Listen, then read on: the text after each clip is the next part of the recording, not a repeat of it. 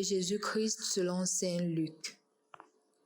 En ce temps-là, les bergers se hâtèrent d'aller à Bethléem et ils découvrirent Marie et Joseph avec le nouveau-né couché dans la mangeoire. Après avoir vu, ils racontèrent ce qui leur avait été annoncé au sujet de cet enfant. Et tous ceux qui entendirent s'étonnèrent de ce que leur racontaient les bergers. Marie, cependant, retenait tous ces événements et les méditait dans son cœur. Les bergers repartirent. Ils glorifiaient et louaient Dieu pour tout ce qu'ils avaient entendu et vu, selon ce qui leur avait été annoncé. Quand fut arrivé le 8e jour, celui de la circoncision, l'enfant reçut le nom de Jésus, le nom que l'ange lui avait donné avant sa conception.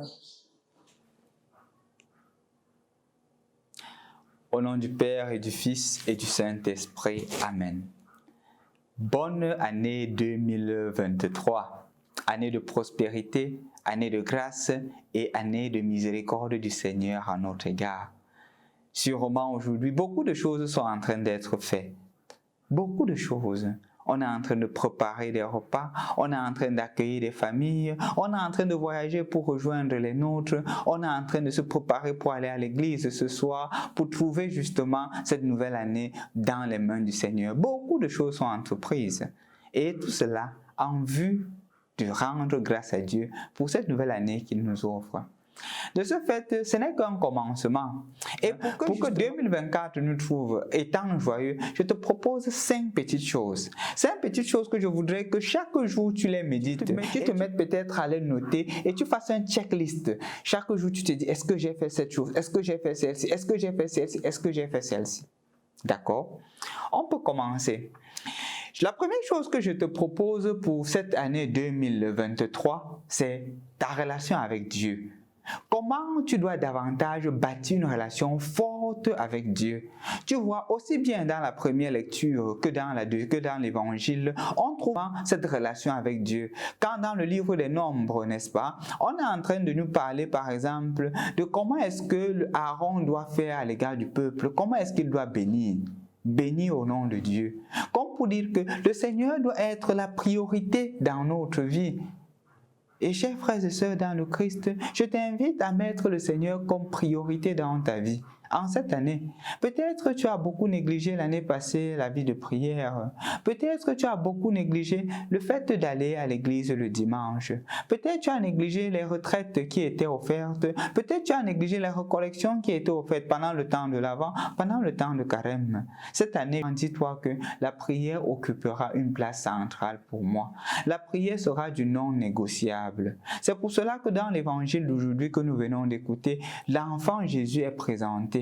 La Sainte Famille est là et les bergers viennent adorer le Seigneur. Comme pour dire qu'ils prennent conscience de la place importante que le Seigneur a et ils ne se lassent pas de venir dire merci Seigneur pour tant d'amour et pour tant de miséricorde. C'est ce que je souhaite pour toi mon frère, ma sœur. Que cette année justement soit une année d'approfondissement spirituel dans ta relation avec Dieu.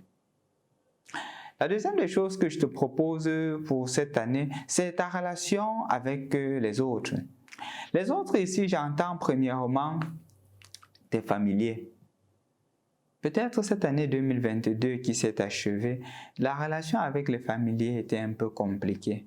Peut-être avec tes frères, peut-être avec tes sœurs, peut-être avec ton épouse, peut-être avec ton époux, c'était compliqué.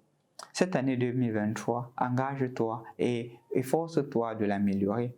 Tu peux l'améliorer sur plusieurs plans. Un monsieur me disait il y a de cela quelque temps que mon père, d'ici 2023, je m'engagerai à dire merci à ma femme chaque fois qu'elle prépare. Et elle lui dit que le repas est bon. Je me suis un peu insurgé, j'ai dit pourquoi? Il dit que parce que je dis rarement merci. Merci à ma femme, merci à mon épouse. Je prends tout ce qu'elle fait pour acquis. Et je crois qu'il a raison. Parfois, nous prenons tout ce que les autres font pour nous pour acquis. Améliorer la relation avec nos familiers, c'est aussi la capacité de leur dire merci. Peut-être à mon épouse, merci pour ce que tu fais, merci pour ce repas, merci pour les enfants. Merci pour la vie que tu accordes. Parce que parfois aussi, on prend les enfants pour acquis, mais porter l'enfant pendant 9 mois, porter cet enfant pendant 9 mois n'est pas du cadeau.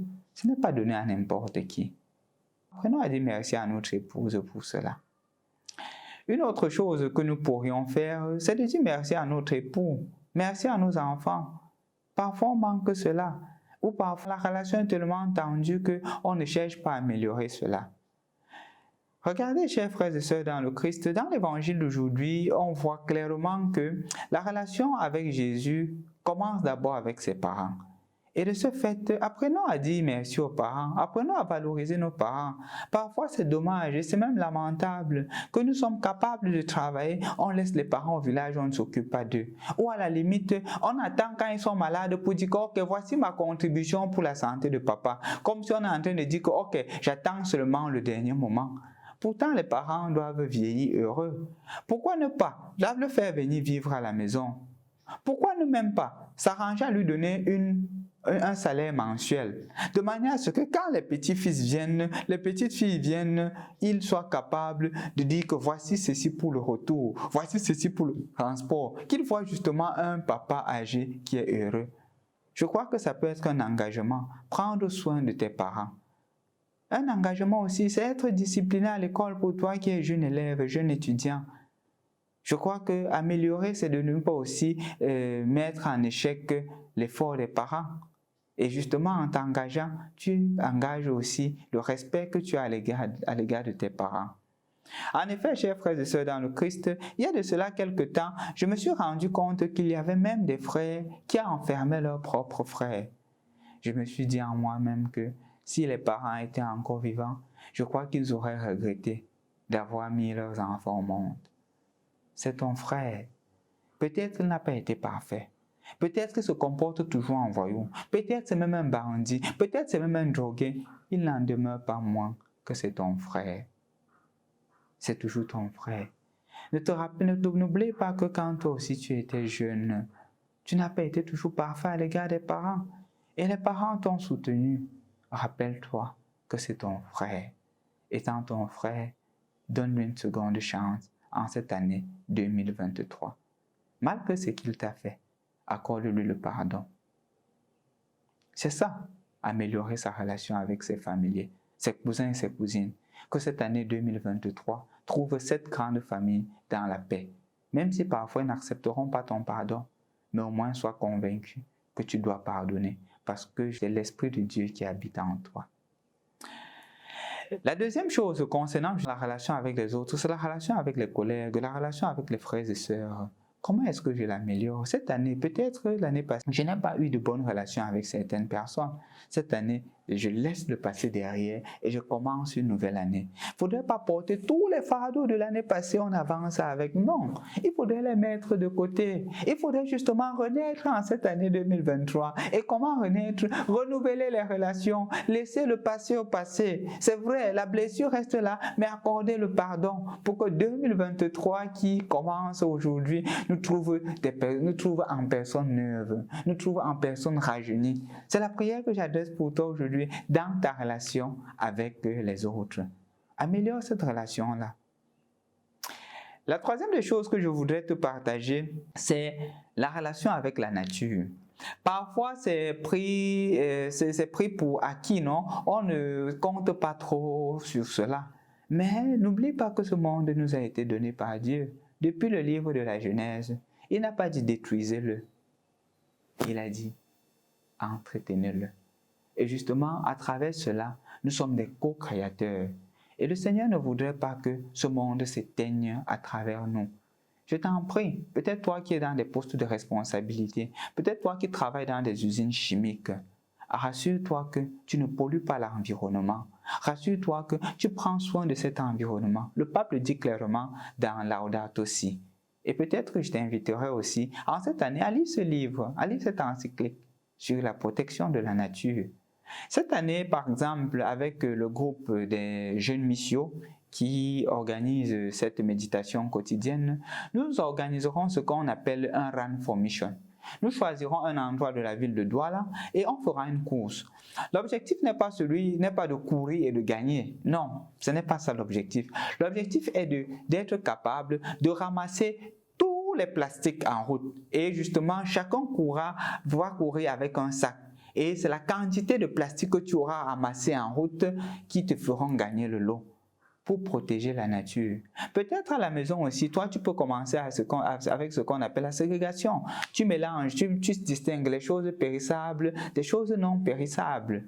Et ainsi, justement, tu commences petit à petit à protéger la nature. Peut-être au grand niveau, qu'on ne se mette pas à brûler des choses qui doivent davantage polluer la nature. Ou peut-être certaines personnes, certaines compagnies qui sont capables, qui sont appelées à broyer et à détruire des choses qui sont polluantes, décident au contraire de les enterrer que de les utiliser à bon escient, que de justement l'utiliser pour protéger la nature. Je crois que c'est un appel à une conversion générale. Et je t'invite aussi à être dans cela. La troisième des choses, c'est toujours en rapport, en relation avec les autres, mais ici, la quatrième autant pour moi, la quatrième des choses, c'est toujours en rapport avec les autres, mais ici en rapport avec les plus faibles. Regardez dans l'évangile, vous vous rendez compte que les bergers vont accueillir Jésus. À cette époque, les bergers étaient un peu comme des personnes mises à part. Peut-être dû à leur statut, peut-être dû à ce qu'ils faisaient, ils touchaient toujours les choses impures et ils étaient un peu mis à part. Mais Jésus se révèle à eux, comme pour dire que c'est dans la petitesse que Jésus se révèle. Jésus leur donne la grâce de le découvrir. Peut-être cette année, le Seigneur te demande aussi de le découvrir à travers des petites personnes, à travers des personnes qui sont rejetées, à travers des personnes qu'on n'accepte pas. Peut-être dans ta famille, il y a cette femme-là qui a accouché hors mariage et qu'on passe le temps à l'humilier. Le Seigneur te demande d'être attentif à son égard. Peut-être autour de toi, il y a ces veuves-là qu'on insulte. Le Seigneur te demande de les protéger. Peut-être autour de toi, il y a ces orphelins-là que personne ne regarde. Le Seigneur te demande d'être attentionné à leur égard. Prends un engagement à l'égard des plus pauvres cette année. Certains ont peut-être pris l'engagement de payer la pension des étudiants, des élèves qui ne peuvent pas le faire. Certains ont pris l'engagement de payer les répétitions pendant toute l'année. Certains ont pris l'engagement d'assurer justement la nutrition de cette maman. Certains ont pris l'engagement de trouver un toit pour ces personnes pauvres-là. Toi, demande au Seigneur ce qu'il voudrait que tu fasses et fais quelque chose de concret cette année à l'égard des plus pauvres. Et ainsi, tu verras davantage la joie de découvrir Jésus dans la faiblesse. Jésus qui se présente à toi aujourd'hui est faible et il voudrait justement tes mains pour pouvoir changer les choses. La dernière des choses que je te propose dans ta relation, je l'ai dit au début, la relation avec Dieu, mais maintenant je voudrais dire dans ta relation avec ta communauté chrétienne. Peut-être tu es un chrétien du dimanche, peut-être tu es un chrétien des fêtes, peut-être tu es un chrétien régulier à l'église, mais maintenant engage-toi davantage dans ta communauté chrétienne. Il n'y a pas de chrétien solitaire. Vas-y, engage-toi. Peut-être aujourd'hui, le Seigneur te demande de rejoindre un groupe et un mouvement d'approfondissement de ta foi. Peut-être le Seigneur te demande aujourd'hui de t'engager plus à l'église, d'aller à l'église plus régulièrement. Ou peut-être le Seigneur te demande d'être un grand évangélisateur, de partager sa parole. Nous continuerons à faire ces vidéos-ci et par la grâce de Dieu, nous aurons même l'opportunité de faire d'autres vidéos pour continuer l'œuvre d'évangélisation. Peut-être le Seigneur te demande aussi de commencer quelque chose comme ça pour faire connaître Jésus, pour le faire aimer, pour le faire davantage aimer par tous et en tout. C'est ce que le Seigneur peut-être est en train de te demander. Si tu n'as pas le temps de le faire, au moins tu pourrais partager ces vidéos. Ça peut être un engagement dans la mesure où l'œuvre du salut, l'évangélisation ne se limite pas à toi, mais elle va jusqu'au contrée, jusqu'au bout du monde. Avec la technologie aujourd'hui, on n'a pas besoin de connaître Jésus en se déplaçant. On peut rester chez toi, on fait connaître Jésus partout. Toi aussi, sois un missionnaire aujourd'hui. Et ainsi, ces 5 choses que je viens d'énumérer, vis-les sérieusement, vis-les profondément. Et là, le Seigneur sera davantage avec toi. Au nom du Père et du Fils et du Saint-Esprit. Amen. Aussi un beau jour, tu es parti en aventurier, coupant les racines qui te